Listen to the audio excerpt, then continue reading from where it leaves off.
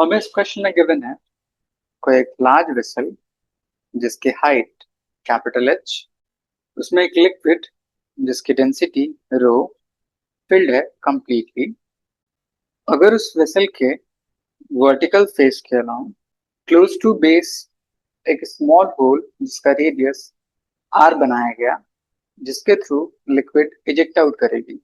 सो उस लिक्विड के इजेक्शन को स्टॉप करने के लिए कितना हॉरिजॉन्टल फोर्स रिक्वायर्ड होगा, हमें कैलकुलेट करना है।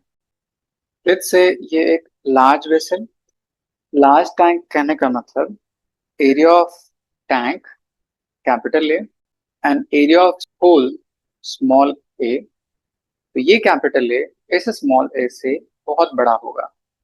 स्मॉल ए की वैल्यू एज होल का रेडियस आर, सो इसका area pi times R square.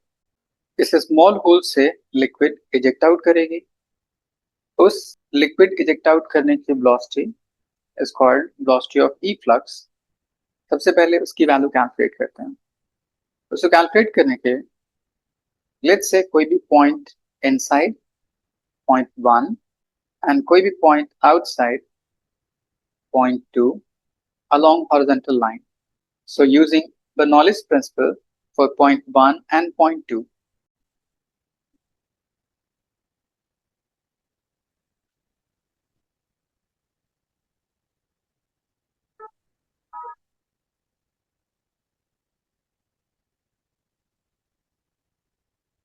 Point 1 पे टोटल प्रेशर एक एटमॉस्फेरिक प्रेशर पी नॉट, इस लिक्विड के अपनी कुछ vertical height capital H.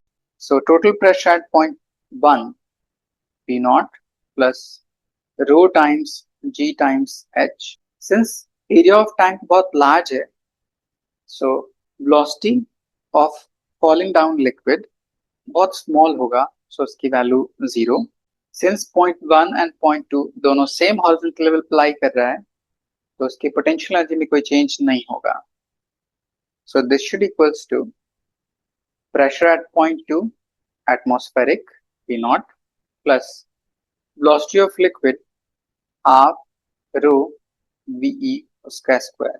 P naught cancel out, rho and rho cancel out, 2 divide में लेफ्ट साइड जाएगा मल्टीप्लाई में, यहाँ पे स्क्वायर उस साइड जाएगा रूट अंडर।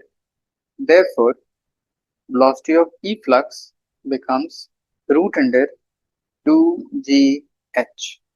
जैसे ही लिक्विड इजेक्ट आउट करता होगा तो इसके मास की वैल्यू हर इंस्टेंट पे चेंज करती होगी।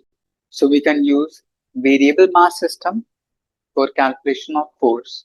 अगर मास वेरी करता है तो फोर्स का रिलेशन होता है F is equal to V dm by dt। V as it is, dm mass, mass को हम लिख सकते हैं density into volume. Volume is area, area of this hole multiplied by dx with respect to dt। dx by dt को velocity बोल सकते हैं। So ये पूरी वैल्यू हो जाएगी rho times a velocity into velocity, velocity square.